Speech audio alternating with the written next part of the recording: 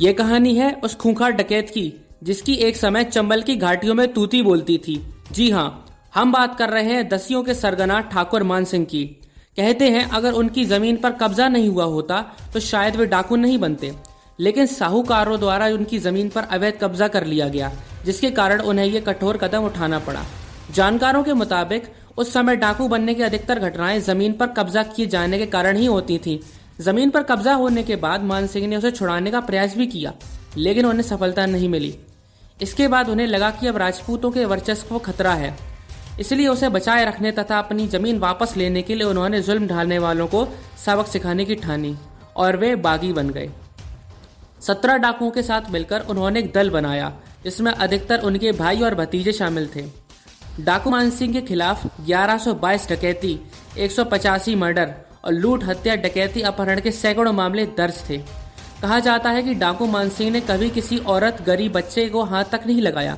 वहीं अमीरों और अत्याचारियों से लूट कर मिला धन वह गरीबों में बांट दिया करते थे। यही कारण है कि आज भी उनके इलाके में उन्हें डाकू बोलने की कोई हिम्मत नहीं करता। एक वरिष्ठ पत्रकार ने हमें बताया है कि मान सिंह के बारे में उन्होंने जो भी कुछ अखबार में पढ़ा वह सब गलत निकला। जब वे मंच पर उसके स्पीच सुन रहे थे, उसकी पर्सनैलिटी रॉबिन हुड की तरह लग रही थी। वे गरीबों के मसीहा लग रहे थे। यही कारण है कि उनके जीवन के ऊपर डाकू मान सिंह नाम की फिल्म भी बनी, जिसमें दारा सिंह ने मुख्य भूमिका निभाई। ऐसा कहा जाता है कि वे अपने लिए तो कुछ रखते ही नहीं थे, जो कुछ भी लूटते दूसरों में बांट देते थे। आपको बता दें कि बॉलीवुड अभिनेता अमिताभ बच्चन डाकू मान सिंह के बहुत बड़े फैन रह चुके हैं। इसमें कोई शक नहीं कि लूटपाट और हत्याएं कानूनन जुर्म हैं। यह समाज तथा मानवता के विरुद्ध है, लेकिन उनके इलाके में इसे अपराध नहीं माना जाता।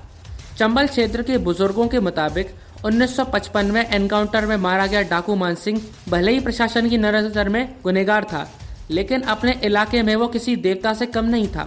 तभी तो उनके गांव खेड़ा राठौर में उनका एक मंदिर भी बना है, जिसमें गांव वाले सम्मान पूर्वक आज भी उनकी पूजा करते हैं। ठाकुर मान सिंह दसियों के सरगना थे। चंबल की घाटी को उन्होंने अपना प्रभाव क्षेत्र बनाया। यहीं रहकर वे सभी घटनाओं को अंजाम देते थे। 1939 से 1955 तक इस क्षेत्र में उनकी तूती बोलती थी। तो दोस्तों, डाकू मान सिंह के बारे में आपकी क्या राय है, हमें कमेंट बॉक्स में जरूर बताएं। धन्यवाद।